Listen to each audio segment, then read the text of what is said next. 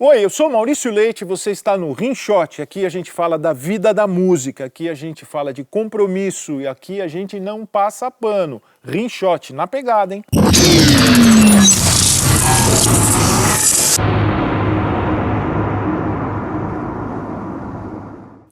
E aí, galera, hoje eu tô aqui com uma pessoa que toca baixo, não tem batera hoje. Hoje eu tô aqui com o Quezada. É uma sacanagem dizer que você toca só baixo, né? Mas enfim. Porque o baixista é um instrumentista tão completo que ele toca tudo. Toca tudo, é obrigado, né, cara, pra ser aceito. Porque senão ele não tem nada pra fazer na banda. Não tem nada pra fazer. Então, Quezada, muito legal estar aqui com você. Eu acho bem bacana essa coisa, porque sem baixistas não existem bateristas. Exato, né? Isso aí. Com todo respeito aos guitarristas, mas eles enchem muito o saco, né? O papo é entre nós. É verdade. Pô, obrigado aí, obrigado pelo convite aí. Muito feliz de estar com você. Mas como o nosso público maior é de bateristas, eu queria que você desse uma geral rápida na sua carreira, com quem você já tocou e tal. Legal. Para eles que Bacana. não conhecem eventualmente. Eu sou uma pessoa muito mal acostumada com bateristas, né? Porque a minha primeira banda foi o Xamã, né? Então foi por onde eu comecei. Então o primeiro baterista que eu fui para um palco mesmo, tocar tudo, foi o Ricardo Confessori, né? Então eu comecei já com um baterista que já tinha muita experiência, aprendi muito com ele, gostava muito das levadas dele, né, super soltas, assim, então foi bem legal. Logo depois do Confessor eu comecei a tocar com o Aquiles, né, então era um outro tipo de baterista totalmente diferente do Confessori. Até no Xamã a gente nem usava metrônomo no show, né, era bem orgânico solto, e tal. Né? E aí com o Aquiles já era totalmente diferente, né, então eu no baixo ali, eu sentia comecei sentindo um pouco mais de dificuldade, porque eu estava acostumado mais a poder improvisar, tudo. E aí depois eu comecei a me sentir mais à vontade, né, de tocar no metrônomo, tudo mais junto. Aí depois acabei passando, até fui com o Juninho, com o Marcelo Barbosa, a gente tocou com o Thomas Lang, né, a gente fez uma gravação com ele também lá fora, lá em Los Angeles, que foi muito legal. Adorei também, solto pra caramba, muito bacana. E aí eu passei, né, com aqueles foi pela Nocturnal, com o Confessor no Xamã. Aí depois com o Henrique Pucci, que é um outro baterista que tocava no Project 46, né, também. Então eu sempre fui mal acostumado com bateria, bem mal acostumado. E aí agora eu tenho um projeto, né, acústico também, que a gente acaba tendo só algumas participações, o Aquiles fez também, mas a gente não tem exatamente bateria nesse projeto. E agora eu tô tocando no Armor Dawn, que é o Rodrigo Oliveira, né, que é baterista do Corvus também. Sim. Que tá tocando também, adoro tocar com ele, é muito bacana. É o Bollover. Não é o Bollover. Aqueles bumbos ele fala que é o Bollover. Muito bom, muito que bom. É difícil ali, né? Sobra pouco espaço, né? Porque o bumbo é uma precisão, uma coisa meio violenta. É muito legal ouvir ele tocar. Agora é a primeira vez que eu uso o in-ear, né, na minha vida, depois de tanto tempo tocando assim. E é muito legal perceber, eu coloco o bumbo bem alto no in-ear, né? Então é muito legal ver a precisão dos dois bumbos mesmo, né? Ele não usa trigger até, então você vê a precisão, mas é muito legal. É orgânico, é uma coisa, é o tamanho dele pro bumbo, né? Exato. Muito louco isso. O baterista louco, tem esse negócio, Nossa, né? eu fui tocar na bateria dele, não dá. O prato tá lá longe, tá 3 metros ali o prato ó, pra bater, né? Então uma coisa que eu queria te perguntar, assim, uma coisa pessoal. Com toda essa bagagem, e de certa forma, não uma sorte, mas você, como você colocou, você começou já tocando com os caras legais e com bandas legais num cenário de metal brasileiro, que ele é pequeno, né? Mas ele é importante, né? Exato. Ele é pequeno, mas ele tem representatividade no mundo todo. E eu lembro, nessa época, que eu vi as revistas de baixo, e você apareceu, você começou a aparecer em umas propagandas, eu não lembro, era um baixo que eu não lembro a marca, se era Samick... Eu comecei com... Era da Abro, né? Comecei com a Sonotec lá, com a Strindberg. Strindberg. Depois teve um outro baixo... Depois fui pra Warwick, aí depois eu fui pra Eagle. Eagle. E fiquei um tempão lá, depois que eu vim pra Tajima agora. Eu lembro que eu via nas revistas, apareceu um cara novo... um bass hero, vamos chamar assim, porque tem poucos. Né? A gente nessa área de metal e mesmo de rock, a gente tem poucos, né? Tem uma tradição estranha no Brasil, porque guitarristas faz muitos anos que a gente tem, uma geração bateristas há décadas, mas baixistas ficam um pouco sempre assim, né? Verdade. Então tinha aquela onda do Andrea com o Dr. Sim, depois o Andreoli surgiu bem jovem tocando, enfim, o Luiz Mariucci, que também, lá nos anos 90, aqueles anúncios de amplificador, né, com Mariucci, bom baixista, que legal. E aí você apareceu, depois tem o Bruno Ladislau também, que é novo, jovem, mas você apareceu Então, para mim, assim, vendo de fora, né? Eu via falar, pô, o cara é novo, né, bicho? Legal, é bacana, umas fotos bacanas e umas bandas legais e alguns amigos, como o Ricardo, tocando com você, falando, legal. Pô, o cara é legal, pô, o baixista... Aí, de repente, eu vejo assim, de repente você começou a migrar para o áudio, estando num estágio sonhado por tantos músicos, assim, né? Aquela coisa de estar na mídia, estar tocando. De repente você foi migrando, é como se você tivesse, não parado, mas como se você tivesse colocado o baixo num segundo plano pelo áudio. Isso mesmo. Né? É isso mesmo? O que te levou a isso? Eu acho que assim, quando eu comecei a tocar pelo baixo, né? Na verdade, até, isso é uma coisa interessante, porque eu entrei no Xamã sem tocar baixo. Né? Eu nem tinha baixo quando eu fui fazer o teste no Xamã. Eu nem sabia disso. Né? É muito louco, porque eu comecei por batera, aí depois eu fui pra guitarra, aí eu era compositor, então eu estava trabalhando compondo para algumas editoras, algumas coisas assim, e eu era estagiário no estúdio que o professor ensaiava, gravava, e aí tinha acabado de sair o compositor do Xamã na época, e ele falou, você tem algumas músicas aí? Eu mostrei algumas músicas. Então eu entrei mais pela composição do que realmente pelo baixista.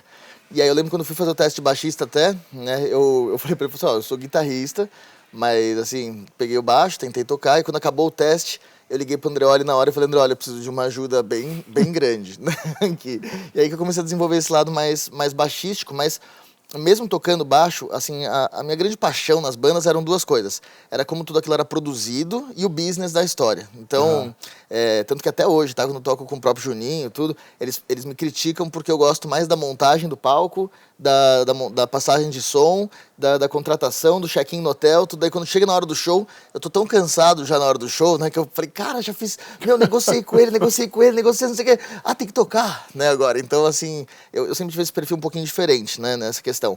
E aí quando eu comecei a conhecer bastante gente, porque a banda te leva a ter muito networking, né, começa a conhecer um contratante, a gente de mais marcas, tudo mais, eu comecei a entender que eu queria fazer parte da produção dessas marcas, fazer parte da produção disso, e acabei indo pro áudio e business ao mesmo tempo, né?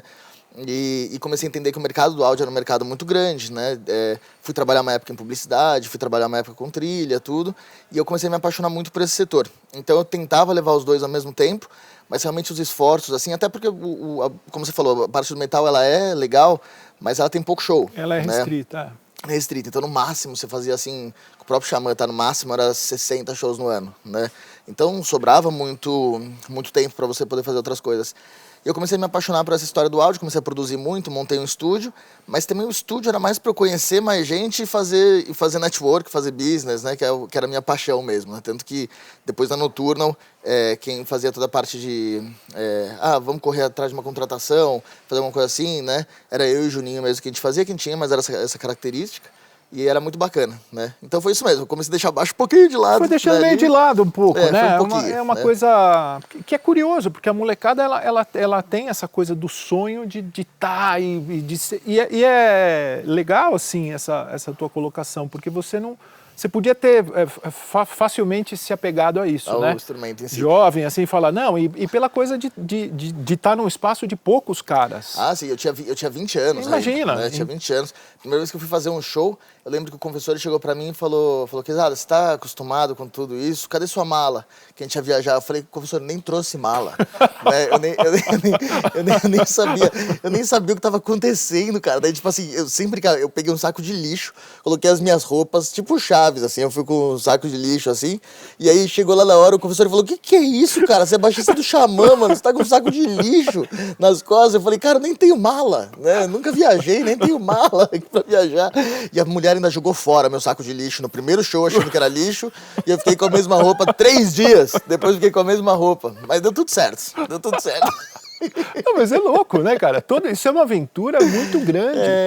E aí você abraçou o áudio mesmo assim, você foi racional, sendo um cara muito jovem, né? Você abraçou essa coisa. E essa coisa de áudio também tem outra coisa. Você não virou o dono do estúdio, né? Porque aí eu lembro quando você teve o seu estúdio também, você podia ter caído também nesse truque, ou nessa coisa de falar, pô, agora eu sou o dono do estúdio e teria um monte de quadrinho para pegar na parede. Tem cara que não tem, mas eu fiz esse negócio, toquei com essa banda, né?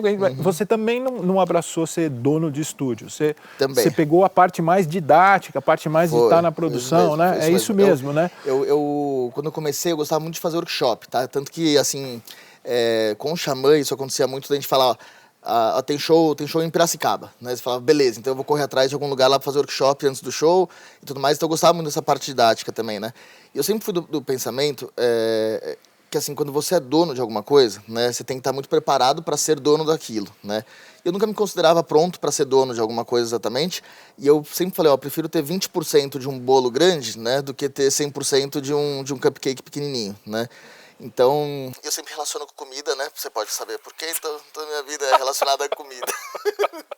Então eu sempre falava, eu prefiro fazer isso. Então eu tentava me aproximar de pessoas para, tipo, pegar o montante e estar junto com eles. Então a parte que eu fui foi a parte didática, né? Foi a parte de começar a criar cursos novos. Quando a gente abriu o curso de produção musical na MT, né? Foi a primeira vez que eu abri um curso realmente numa escola que já era super conhecida, né? Sim. Então foi por esse caminho mesmo que acabou indo. Vejam bem vocês aí, bateristas, ouçam a lição do baixista convidado aqui. Nem sempre é o glamour, tem que pensar de uma forma racional, não é isso, Quezada? Tem que pensar como você é dono da sua própria empresa, você é uma empresa. É isso mesmo. Nós que tocamos somos uma empresa, né? Vou te falar, o confessor, quando eu entrei no Xamã, o confessor virou pra mim, porque, imagina, 20 anos, fala assim, nossa, você tem show aqui, daí depois a gente tá na Europa, tá não sei o quê. Ele falou, Quezada, deixa eu te falar uma coisa, né? Isso aqui é a melhor vitrine que você vai ter possível pra você, né? Só que, assim, considera que por 2 anos você não vai tirar um centavo daqui e esquece o glamour, né? Ele falou, aproveita que isso aqui é uma vitrine, pode acabar a qualquer momento, pode mudar a banda, amanhã pode ser que o metal não exista mais, pode ser que não sei o que e tal. Ele falou, então aproveita muito essa vitrine, né? E aí que eu entendi que o glamour, né, do tocar, o glamour de fazer as coisas, ele é muito melhor quando você mistura com ele tá te levando a algum objetivo. Daí você começa a entender isso, né? Sim. E foi muito legal. Então, pros bateristas ainda, né? Vocês são as pessoas que mais trabalham na banda, né? De tudo, né? Assim, eu falo, nunca poderia ser baterista, né? Porque, olha, pra ter o equipamento inteiro, para fazer o show, que não é fácil fisicamente você fazer tudo isso. Para você conseguir fazer com que seu dedinho tenha uma coordenação motora, a sua cabeça outra, o pé outra, o braço outra, tudo. Vocês trabalham muito, né, na banda. Então, quando você percebe que aquilo, o trabalho é legal, tem um glamour, mas aquilo tá te levando a algum lugar também, você começa a expandir muito, né? Então é muito legal. Genial, hein? Genial. E aí, vamos lá, aí tem essa parte didática, te levou também a ser dono de uma escola, né? Então você partiu para essa história do School of Rock. Isso. Né? E aí, que é uma coisa genial, a gente se encontrou na China. E foi legal porque coincidiu de você estar vendo algumas coisas didáticas na China que são impressionantes e eu estava na mesma vibe. Nos últimos anos eu sempre reservo alguns horários meus, quando eu estou lá, para ver aquele movimento que eles têm de escolas com 2.000 unidades, não é 3 filiais, são 2.000. O cara fala, a gente está agora com 2.000. Não é muito absurdo. Eu fui numa escola lá que você fala assim, não, você tem que ter aula de bateria em grupo, né? Aqui no Brasil, a MT que tinha 4 baterias na sala já é bastante, né? É muito difícil de trabalhar. 40, né? Você fala, 40, 50 baterias, com joguinho, enfim. E você estava muito focado, assim, fiquei impressionado mesmo, assim, porque eu tenho essa coisa, mas eu vejo que a maioria das pessoas que eu encontro vem milhões de coisas, mas não essa parte. Você estava muito focado. E a School of Rock, ela tem essa coisa de diferente das outras escolas, ela é bem centrada na coisa do rock mesmo, né? Então, você vende, entre aspas, todo um conceito do garoto, ou mesmo um profissional liberal que queira fazer um acerto com o passado que ele não pôde ter, ele vai querer ter aquela coisa de rock. E aí pega a pandemia, você chega bem na pandemia, cara, onde o mundo fala, não, online, o futuro é online, vai ser online. Tem gente que sentaria aqui e poderia dizer, imagina, vai ser online daqui para frente. Eu acho que você é o cara certo para falar isso, porque você pega o pior momento. Você joga uma energia, um projeto de vida numa coisa que, vendo de fora também, eu vejo o lado positivo que eu vejo é isso, né? Quer dizer, você ir para um espaço onde você vive essa cena de rock e de repente você não pode ir para esse espaço e sua aula se torna uma aula unicamente técnica, que é uma coisa de uma escola comum, ou talvez de um professor particular. Exato. Como é que você vê isso? Como é que foi para você primeiro esse momento da pandemia e como você vê isso no futuro? Assim? Muito bacana o tema, porque assim, quando eu estava lá na China, né, que foi muito legal, inclusive, né, a viagem, eu estava começando, assim, eu estava na MT, né, estava começando a entender o que era a School, estava na transição, né, e eu tinha conhecido a School nos Estados Unidos, tinha gostado muito desse sistema todo de colocar para tocar, e a questão que eles falam, né, do rock, né, porque o rock, né, eles falam que não é que a gente chama escola de rock exatamente, mas a gente ensina, né, a frase que a gente fala assim, ó, a pessoa chega para fazer o som que ela gosta, e a gente ensina o que a gente acha que vai fazer bem para ela, né. E o rock, querendo ou não, o rock tem essa vertente tem rock muito simples, até muito virtuoso, então dá para você passar por todas as técnicas, todas as coisas, né, então a gente pega nisso. E aí, quando realmente a minha entrada na School definitiva foi por causa da plataforma online, porque é o seguinte, eu tinha aberto a MT Online, né, que felizmente estava indo super bem mesmo fora da pandemia, e quando entrou na pandemia, o mundo online, que não se conversava com o mundo presencial, ele veio para um mundo no meio que ninguém sabia direito o que era. Não era nem o mundo online que a gente conhecia, e não era nem o mundo presencial que a gente conhecia, era uma coisa meio híbrida. E aí eu passei a ser meu próprio concorrente na School, né, com a MT Online e com a School. E aí no final a plataforma da MT Online passou para a School, né, a gente fez uma união toda e acabei me tornando sócio do grupo nessa parte, né. E aí a gente, entrando na pandemia, a gente foi enfrentando um monte de desafio, porque a gente falou, o que vai ser daqui para frente, né? Porque a gente perdeu a questão do show, do evento, né, como você falou, então a gente falou, pô, o aluno vem aqui esperando o show de temporada dele no final do mês. É o sonho dele, né? O sonho dele é subir no palco, é tocar, né? E naquele momento a gente não ia ter. Então a gente foi criando um monte de ferramentas diferentes e tudo mais, e sabendo que a gente ia passar por isso de alguma maneira, mas nunca acreditando que o mundo ia se tornar 100% online, tá? Por quê? Isso é uma coisa que a gente observa agora nos Estados Unidos acontecendo, né? Quando os Estados Unidos começou a ter uma vida um pouco mais normal passando, não só voltou todos os alunos, como o crescimento subiu 20% mais do que estava em aulas presenciais, né? Eu vejo isso. E de música. É muito louco porque, assim, as procuras no Google por música e tudo mais lá fora estão muito altas. A gente acabou de abrir a primeira escola, que é o Brasil que está fazendo, a gente acabou de abrir em Madrid, né? Na Espanha, a primeira escola. E lá também, como já está numa situação um pouco mais voltando, as procuras também, assim, disparando. Então a gente realmente acredita que a vida é uma balança, né? Você fica muito tempo sem fazer uma coisa, depois você quer fazer ela, né? Desesperadamente, né? Então a gente acredita assim que vai ser um ano com muito show, com muito evento, com muita coisa, e que essa socialização que a gente perdeu por 1 ano e meio também, ela se torna importante na aula de judô, na aula de natação, na aula de capoeira, na aula de música, na aula de inglês, em todas. Então a gente vai sim ter uma parcela que continua no online, que se adaptou e tudo mais, mas tem uma outra parcela que sentiu falta dessa comunicação. Então acho que as duas vão viver super bem, né, daqui para frente, né? Mas você consegue mensurar isso, colocar em porcentagem, quanto você acha que, por exemplo, no caso da tua escola, como exemplo? Eu acredito que a gente, assim, a gente teve alguns dados. Todas as escolas, tá? Não só a nossa, mas perderam em média, né, de pessoas que trancaram, cancelaram, tudo mais, média de 25% de aluno. 1/4 dos alunos saiu. Acabou, tá? Que não ele tem falou, mais. não quero fazer online, não quero fazer nada, vou sair, não sei como que vai ser depois e beleza, né? A gente acha que a partir do momento que está todo mundo, né, nem só vacinado, a partir de agora do segundo semestre, tá? A gente acha que em um semestre volta tudo que era, então recupera esses 25%, né? E a gente acha que o ano que vem, que é um crescimento que geralmente a gente tem de 10%, a gente acredita que ele vai para 30%, né? Tá. Então isso no mercado musical não só da aula, mas como um todo, né? Tá. Conversando até com o pessoal dos eventos, do pessoal do Rock in Rio, o pessoal de outros eventos, eles acreditam também que os eventos vão dar uma bela crescida e tudo mais, exatamente pelo fato de ser uma balança, né? Então acho que vai ser um bom ano para música, viu? Eu tô apostando bastante nisso. E no total de alunos da escola, quanto você acha que fica online em relação ao presencial? Quanto é essa fatia? Porque isso você é o craque disso. É engraçado que a gente errou, né, a projeção. A gente pegou, vou dar um exemplo, tá, de uma escola. Então você pega uma escola igual a nossa aqui do Jardins, tá, da School of Rock. A gente chutou que a hora que pudesse retornar, né, para as aulas presenciais, que ia ficar 30% online e 70% presencial, né? A gente está com 2% só online. Então voltou todo mundo. Tem uma pessoa... 2%?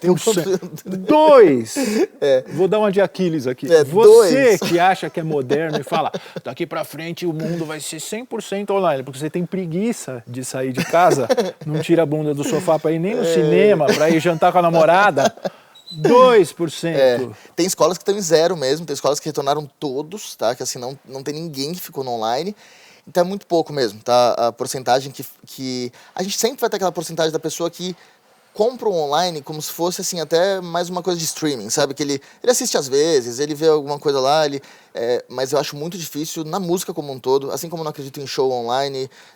Acho que foi legal as lives, sabe? Acho que é legal, tipo assim, o cara fechou, mas nada como você tá num show, né? Você sabe, quando você tá lá no show é uma outra história. Celular né? não bate palma. Exato. Essa frase é genial, é do Luiz Carlini. Muito legal, eu conversei com ele durante o ápice da pandemia ano passado, um dia, não sei porquê, eu liguei, o Carlini me ligou e a gente conversou, e uma hora ele falou, pô, velho, o celular não bate palma. Demais, naquele demais. tom característico dele. E pra baterista ainda, cara, pra baterista, pô, o legal é quando você toca a bateria ressoa, que você fala, todo mundo tá surdo aí, ó, com o meu barulho. Quando você tá lá, que você fala, pô, põe 2 microfoninhos aqui, às vezes não vai. E o som é horroroso. O som não rola. E o som é horroroso, né? Tem essa parte também, né? O online, em relação ao aluno, eu vejo, não sei como... Porque você monta toda uma estrutura, né? Você fala, vou montar uma estrutura. Você que vai dar aula na sua casa, um professor e tal, você consegue comprar uns microfones, uma interfacezinha, melhora o som da bateria, ok. O cara do outro lado, ele não fez esse investimento. Exato. É isso que a gente fala. Por isso, quando você pega... A gente tem uma plataforma online, né, que é forte, que é legal, que ela age como materiais de apoio, né? Porque é exatamente isso que a gente fala. A gente falou, a gente conseguiu fazer um investimento, comprou interface com 8 canais, comprou tudo, beleza. Mas o cara do outro lado, né? A gente nem sabe como ele tá ouvindo aquilo, o investimento que a gente fez. E quando ele te mostra que você fala, tá bom, mas você ouviu, você vai falar o quê? Não adianta. Música pra mim, apesar, né, eu não tô dando tiro no meu próprio pé, apesar de ter a plataforma online, apesar de ser muito grato a tudo que ela traz, né, sempre, mas não adianta. A música realmente, eu como professor também, você vê a pessoa na sua frente, tocando, você vê aquilo acontecendo. A magia da música, ela vai muito além de um áudio, né? A música não é áudio, né? A música é uma magia inteira, ela tem aura, ela tem sentimento, ela tem tudo, né? É muito difícil. E essa frase é perfeita para você. Você começou a entrevista falando isso. Eu comecei a ver tudo, eu comecei a ver o empresário, Não é verdade? Isso você mesmo, vê o conjunto, o cara vai ter aula. Ele não vai só pelo que você toca, ele vai para ver um pouco da sua vida, né? Exato. Se você dá aula em casa, ele vê a tua casa, um dia ele conhece a tua mulher, aí ele começa a prospectar, ele fala, cara, esse cara toca e ele tem mulher e filho e um cachorro, que é o que o meu pai queria que eu tivesse. E ele só vive de tocar. Isso muda a vida de um garoto, às vezes. Muda. E sabe que é legal você, às vezes, no ensaio, né? Que é aquilo que a gente fala... O cara que sabe ensaiar, ele ensaia para o grupo, não para ele, né? Então, no ensaio, você aprende com os outros músicos exatamente como numa reunião você aprende com todo mundo, né? Exatamente. Eu tava esses dias numa palestra junto com o Kiko Loureiro, né? E ele tava falando isso, né? Cada coisa que ele falava, mesmo que ele tava falando do Starbucks ou falando de alguma outra empresa, você sempre aprende alguma coisa para sua área, né? Então, acho que a música é isso, sabe? Quando você vê um baixista tocar, um guitarrista tocar, não é que você tá lá tocando a sua bateria e esquece, né, o resto, né? No online acaba acontecendo isso muitas vezes, porque até por causa da latência, que não dá para você tocar junto, né, e tudo mais, então você toca para você, né? Isso não foi resolvido em quase 2 anos de pandemia, né? E provavelmente vai ser... Olha, a gente tentou, eu vou te falar que a gente foi, lá, com todo mundo que a gente conversou na China lá, a gente foi em todo mundo para entender se tinha alguma coisa, alguma ferramenta. Nos Estados Unidos, mesmo com a internet super, assim, top, alguns tem com o Raspberry Pi, algumas coisas assim, que eles falaram assim, isso funcionou, mas sabe quando, tipo assim, se der uma falhadinha, já não funciona mais. Né? Então não é tão simples, não. O Dave Weckl sofre com isso, que eu fico seguindo, ele tá sempre reclamando. Ele fala, pô, mas assim não dá outro assunto. Ele bota umas dicas. É, isso mesmo. E é um cara que você vê que investiu muito, né? Então o investimento se torna também muito alto, né? No sentido de que... E você não leva... Tudo que você investe, às vezes, no presencial... Pensando numa pequena escola ou num professor particular, leva para a sua carreira musical, né? Você investiu em algo que você vai usar num show. Às vezes as coisas para aula online você investe só para aula online. Elas não servem para o stage, elas não vão servir para nada. Só para aquele... Não é verdade? Transmissão. Né? Só para transmissão e uma pequena luzinha que você fez e tal. Vai servir para fazer uma live. E esse negócio de live foi muito legal, realmente encheu o saco. E mostra que o poder só é para quem tem poder. Porque os big mega super gigantescos, beleza. Agora... quando começou essa história toda, né, eu venho do mercado, a minha formação toda de pós, e tudo é tudo de marketing, né, então eu venho desse mercado publicitário. Quando começou, a gente falou, o problema é que vai acontecer a mesma coisa que acontece na publicidade muitas vezes, que se você for pensar numa noite em São Paulo, a quantidade de shows que tem, agora vai ter né, acontecendo na live ali, que uma agência pagou, que uma marca está apoiando, mas é então você vai centralizar pra caramba no meio de todo mundo aquilo, né, então... é um meio que não é sustentável, né? Nem para o próprio artista e nem para ninguém da música, né? Isso então... é uma realidade, né? Tudo bem, é que eu compactuo com as suas ideias, mas eu acho que a gente não está tão errado, né? Não, eu acho que não, né? Porque você vê, cara, tipo, isso é meio YouTube, né? Que parece a coisa mais democrática do mundo. Eu lembro quando surgiu assim, para mim que sou um pouquinho mais velho ainda, eu olhei e falei, pô, mas esse negócio não vai dar certo, cara. Aí você, num primeiro momento você fala, cara, isso é o máximo da democracia, todo mundo vai produzir, todo mundo... Aí você chega à conclusão que vira uma TV. Então, como vira uma TV, ela exige uma produção tão gigante que poucos terão, né? E poucas marcas investem naquilo. Então, assim, eu acho que uma coisa que aconteceu até com o Spotify, com todos esses aí, né? Quando a gente fala que democratizou, possibilitou aquele primeiro passo. Eu lembro na época do Xamã que quando a gente mandava uma demo para a Universal, a gente ficava ali rezando para a Universal aceitar, porque se não aceitasse, você não tinha o que fazer mesmo, né? Porque você falava, ó, não vai lançar esse ano, não vai lançar outro ano, então espera aí, né, um ano sem fazer nada e depois volta. Essa democratização fez com que você pudesse lançar, né? Mas eu acho que ele não tira, às vezes as pessoas confundem que aquilo já é o bastante, sabe? Então ela não tira tudo aquilo que o meio antigo ainda tinha, né? Que você ainda tem que correr atrás das pessoas, você tem que correr atrás do investimento, você tem que correr atrás de evento, de show, porque quando você botar a sua música na internet, não significa que você lançou, né? Significa que você deu um primeiro passo ali. É o que às vezes eu falo, pô, eu ia na Saraiva pegar o CDzinho e colocar na frente, né? Porque eu falava, pô, já tá numa pilha com 300 CDs, já é difícil achar o CD. Putz, assim, imagina agora, eu fazia isso direto, né? De ir na loja e ficar colocando na frente, assim. Imagina agora no Spotify com 3 milhões de pessoas, como sua música vai aparecer, né? Então, ela exige todo aquele conhecimento antigo da música que a gente nunca pode desconsiderar e somado a essa nova democratização de entrada, né? Mas ela exige o conhecimento antigo. Que, de certa forma, a gente perdeu um poder, né? A gente tinha um certo poder, né? Sim. Eu acho que acho que é da minha geração, inclusive, isso. A gente criou um poder, a gente se separou um pouco daquela estrutura antiga de gravadora, e principalmente quem da música instrumental ou alternativo de rock, você criou um certo poder, porque você produzia o seu CD, seu material físico, e vendia ele, e ganhava... E você tinha uma margem, você pagava... Cara, era muito alta, gigantesca. Você pagava R$3,50 no CD, às vezes vendia 25. Não, né? Você tinha uma margem alta. O meu CD Black and White, eu vendi 5.000 cópias. E eu vendia a 20, 25 reais, e eu lembro que na terceira tiragem eu já ganhava 20, 25 reais. Eu vendia 5.000 cópias. Então você tinha um poder, né? E você... Então, esse poder acabou, né? Você ficou refém de uma superestrutura que você não... Primeiro que você não ganha nada, e segundo, você não tem nem mais o que dar para a pessoa, né? Você não dá um presente mais, né? O seu cartão de visita mudou muito, né? Assim, é diferente mesmo, tanto que a gente fica... Até hoje tem essa discussão, né? Vai lançar CD? Não vai lançar CD? Né? Vai fazer... A gente sabe que as pessoas não têm onde ouvir, mas é um cartão de visita legal, né? Para fazer... Mas eu acho assim, as bandas começam a entender, né, que o foco da venda, do ganhar dinheiro e tudo mais com isso, ela mudou muito, né? Então, assim, quando eu pego uma banda nova, eu entendo como que eles ganham dinheiro, né? Eles ganham muito dinheiro com publicidade, com campanha, com merchan, com tudo isso que, na minha época, a gente nem sonhava em fazer isso. Não tinha né? essa estrutura. Na minha época, a gente nem sonhava. Então, acho que a gente está no meio de uma transição que eu acho que ela ainda não acabou e está longe de acabar, tá? Eu, sinceramente, sou dessa opinião, porque a gente não encontrou um ponto de equilíbrio, sabe, ainda, né? Do que era para o que está. Exatamente. Né? Eu acho que em algum momento a gente vai ter que encontrar um ponto de equilíbrio. Nós estamos no meio da revolução. A gente está no meio da revolução. Nós estamos no meio da revolução e por isso que é legal conversar com gente que faz e que faz acontecer, que se dedica, que faz da música em todas as suas vertentes e possibilidades. O escudo para a vida inteira.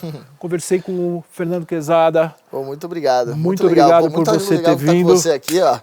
Fanzaço. E a gente se deu super bem. E bateristas, tratem bem os baixistas, porque eles são muito importantes para vocês.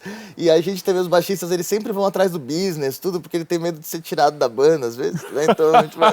Brincadeira. É isso aí. Eu volto logo, te vejo numa próxima. Obrigado de novo. Viu? Obrigado. Valeu. Tamo junto. É Até isso mais. aí. Valeu.